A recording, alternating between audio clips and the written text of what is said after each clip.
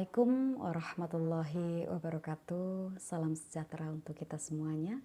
Untuk anak-anakku kelas 9, mudah-mudahan kalian semua dalam keadaan sehat walafiat.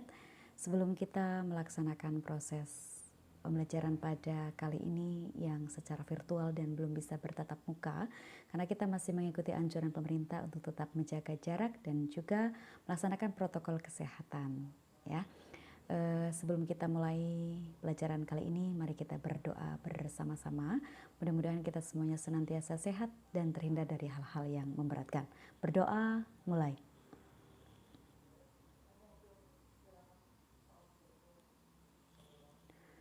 Baik, alhamdulillahirrabbilalamin. Bagaimana kabar anak-anakku semuanya? Sehat selalu dan jangan lupa untuk bahagia. Kita tahu bahwa pelajaran bahasa Indonesia itu ada dua unsur yang harus kita pahami. Awalnya adalah unsur sastra, kemudian unsur bahasa. Kalau dari unsur sastra, kalian pasti bahagia sekali ketika kita berbicara tentang cerita pendek, ada puisi, kemudian ada cerita rakyat, ya. Fabel, bercerita tentang apa anak-anak? Tentang binatang, ya. Kemudian kita itu akan membahas bahasa pada pertemuan kali ini. Setelah kita pelajari apa yang dinamakan dengan teks, itu adalah rangkaian beberapa kalimat yang membentuk suatu pengertian. Ada 5 teks dalam bahasa Indonesia. Ada yang masih paham atau ada yang lupa-lupa ingat? Ya, 5 teks itu yang pertama pasti di urutan pertama ada deskripsi. Teks yang menggambarkan seolah-olah pembaca merasakan apa yang dirasakan oleh penulis, ya. Kemudian yang kedua ada narasi. Teks yang disertai dengan alur, intinya menceritakan sesuatu. Kemudian yang ketiga adalah memaparkan, itu biasanya disampaikan melalui teks eksposisi. Memaparkan disertai dengan cara, itu adalah teks eksposisi. Kemudian yang keempat adalah teks argumentasi. Kita berargumen, berpendapat di situ. Kemudian yang terakhir adalah persuasif. Ada yang tahu pengertian persuasif?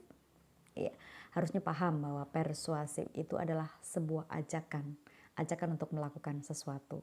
Berkaitan dengan tema dan pelajaran kali ini adalah pidato persuasif, di mana kompetensi dasarnya 3.3. Pidato merupakan suatu kegiatan berbicara di depan umum atau berorasi agar dapat menyatakan pendapatnya atau memberikan suatu gambaran pada suatu hal, ya. Jadi saya percaya, Ibu percaya anak-anakku semuanya kalian sudah pernah berbicara di depan umum. Tapi kali ini konteks kita itu berbeda, di mana kalian itu ada satu tujuan, yaitu mengajak kepada siapapun yang mendengar. Pengertian teks pidato persuasif. Pidato sudah jelas berbicara di depan umum, persuasif itu adalah ajakan. Pidato persuasif merupakan salah satu metode pidato yang memiliki tujuan untuk menarik perhatian para pendengar sehingga dapat mempengaruhi khalayak. Ada kata mempengaruhi. Kemudian ada tujuan pidato persuasif. Tujuannya adalah menggerakkan masyarakat agar melakukan sesuatu. Misalnya adalah ajakan untuk mencintai dan membela tanah air, menghindari persekusi dan juga himbauan untuk menjalankan program hidup sehat. Kita semuanya di sini pasti selalu mendengarkan. Jangan lupa menggunakan masker. Kemudian selalu jaga jarak. Cuci tangan menggunakan hand sanitizer. Itu yang sering kita ketahui dan sangat hangat belakangan ini. Setelah berbicara tentang tujuan, pasti kita akan berbicara tentang metode. Apa sih yang dimaksud dengan metode pidato persuasif? Itu caranya. Cara menyampaikannya yang pertama adalah metode impromptu. Metode yang tidak ada persiapan sama sekali. Misalkan anak-anakku sekalian ada acara ulang tahun menghadiri, kemudian langsung. Kamu sebagai perwakilan dari teman-teman untuk menyampaikan ulang tahun. Mau tidak mau kalian harus bisa melaksanakan tugas itu. Kemudian metode menghafal adalah metode berpidato yang dilakukan dengan cara menghafal. Jadi 3 atau 1 minggu sebelumnya kalian sudah hafal, baru kalian menyampaikan apa yang akan disampaikan. Seperti itu. Kemudian metode naskah. Metode yang dilakukan dengan membaca teks. Itu paling mudah dan kalian pasti sangat suka daripada kalian itu menghafal itu, ya. Sudah ada teksnya, kemudian kalian menyampaikan segala sesuatunya sudah berdasarkan dengan teks, hanya membaca saja. Tapi harus memperhatikan dinamika dari setiap kata. Misalkan kata itu pelan, kemudian jelas, itu yang namanya dinamika. Juga dari diksi, diksi itu adalah pemilihan katanya. Itu ternyata sudah diatur semuanya dan kalian tinggal intonasi dari tinggi, rendah, sedang, itu sudah harus kalian pahami. Kemudian yang keempat adalah metode ekstemporan.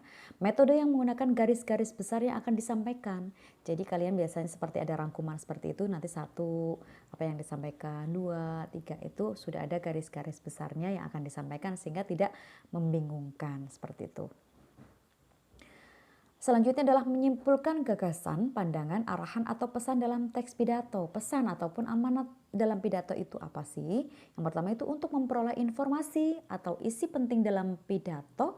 Pendengar harus mengambil poin-poin penting dalam pidato tersebut. Dari awal itu sudah ada catatan-catatan kecil apa yang disampaikan seperti itu. Kemudian yang kedua adalah menyimpulkan teks pidato persuasif dapat dilakukan dalam berbagai konteks keperluan. Di sini keperluannya pidato itu satu, formal, non formal. Kemudian di situ ada temanya bahagia atau sedang berduka. Kalian harus bisa menerapkan dan menempatkan posisi ekspresi atau imajinasinya di situ. Kemudian yang selanjutnya adalah menelaah struktur dan ciri kebahasaan pidato persuasif. Strukturnya ada berapa, Ibu? Pastinya setiap pidato ada 3 ya. Selanjutnya, struktur teks pidato persuasif itu satu, pasti ada pembukaan. Yang kedua ada isi dan ketiga ada penutup pidato. Ketiga struktur tersebut merupakan komponen yang harus ada dalam sebuah pidato. Tidak mungkin kalian pidato tiba-tiba sebelum salam kalian sudah langsung, saya akan menyampaikan tentang corona yang sedang marak dibicarakan orang. Itu tidak boleh, tetap harus ada salam pembukanya. Nah, ini yang akan dibahas. Pembukaan. Pembukaan teks pidato persuasif terdiri dari 3 bagian, yaitu pertama salam pembuka. Semuanya pasti sudah paham, salam pembuka ada Assalamualaikum warahmatullahi wabarakatuh. Nah, kemudian inilah yang akan membedakan kalian dengan sekolah yang lain. Harus bisa mukodimah yang biasa menggunakan bahasa Arab atau bahasa-bahasa yang lebih indah dicerna oleh masyarakat. Kemudian ini ada ucapan penghormatan. Ketika kita berada di sebuah lembaga atau sebuah sekolah, maka kita akan menyampaikan siapa yang paling tertinggi kedudukannya di situ. Ya, kalau yang kita pahami adalah yang terhormat pembina yayasan MTS Mambaul Ihsan Al-Baidowi. Seperti itu. Kemudian ada juga kepala madrasah, ada juga dewan guru beserta staf TU. Itu yang tidak akan kita lupakan untuk selalu disebut ketika mengucapkan salam penghormatan. Ketiga, ucapan syukur. Jangan lupa dan jangan pernah dilewatkan.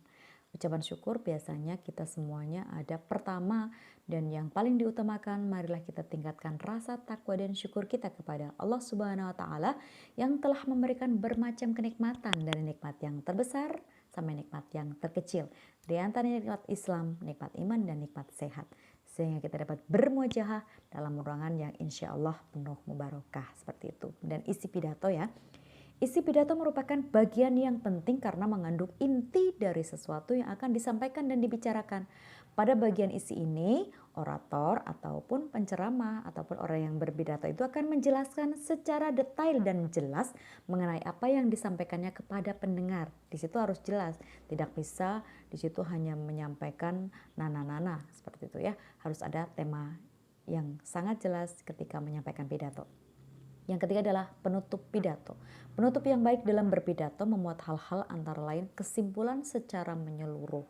Demikianlah pidato dari saya tentang ini, itu harus disampaikan. Kemudian tidak lupa kita semuanya akan mengucapkan kata maaf ketika apa yang telah kita sampaikan itu kurang berkenan, menyinggung perasaan, seperti itu harus disampaikan. Kembali kita akan menyusun teks pidato persuasif, kemudian harus bisa juga menyunting naskah pidato. Sudah disampaikan tadi, pembukaan pidato itu ada 3, isi pidato kemudian penutup pidato. Anak-anakku sekalian, Ibu percaya kalian semuanya sudah pernah berbicara di depan umum, baik itu tentang sastranya pasti kalian sudah pernah membaca puisi ataupun membuat sebuah puisi. Tapi kali ini perhatikan teks pidato berikut beserta strukturnya. Topiknya adalah hidup rukun dan damai. Siapa sih yang tidak menginginkannya? Pembukaannya sudah jelas, ada salam pembuka di situ. Assalamualaikum warahmatullahi wabarakatuh. Ya, kalau kata-kata yang pendek setelah assalamualaikum bisa alhamdulillahirabbil alamin wassalatu wassalamu ala sayyidina Muhammadin wa ala alihi washabihi ajmain. Rabbi shrahli sadri wa yassirli amri wa hlul 'uqdatam min lisani yafqahu qouli. Itu bebas, kalian bisa mengucapkan kata-kata itu dan sangat umum. Kalian juga harus bisa karena kalian berada di madrasah tsanawiyah seperti itu. Kemudian puji syukur kita panjatkan kehadirat Tuhan yang Maha Esa, karena berkat rahmat dan karunia-Nya jualah kita dapat berkumpul dalam keadaan sehat walafiat tanpa kurang apapun. Tak lupa pula kita bersyukur karena hidayah-Nya yang tercurah kepada kita semua, sehingga pada kesempatan kali ini kita dapat berkumpul di tempat yang berbahagia ini. Bapak dan Ibu yang terhormat serta teman-teman yang berbahagia, itu adalah contoh dari kalimat pembukaan. Beralih kita ke isi pidato. Tentunya setiap orang menginginkan hidup rukun dan damai. Tidak ada orang yang tidak menginginkannya. Hanya saja cara setiap orang menginterpretasikan dan meraihnya berbeda-beda. Hidup rukun dan damai juga akan menciptakan lingkungan yang aman, tentram dan damai dan tenang antar masyarakat. Jika kita ingin mencapai hidup rukun dan damai, langkah pertama dan paling penting yang harus kita lakukan adalah mencintai sesama kita, mencintai sahabat kita, baik manusia maupun lingkungan. Hanya dengan mencintai dan menghargai orang lain, kita dapat menerima perlakuan yang sama pula. Hanya dengan mencintai dan dicintai pula, kedamaian dan kerukunan dapat tercipta di kehidupan kita. Itu adalah inti atau isi dari pidato. Di kata penutupnya, sesuai dengan contoh adalah, demikian pidato yang dapat saya sampaikan. Semoga bermanfaat bagi kita semua. Salah dan khilaf saya mohon maaf.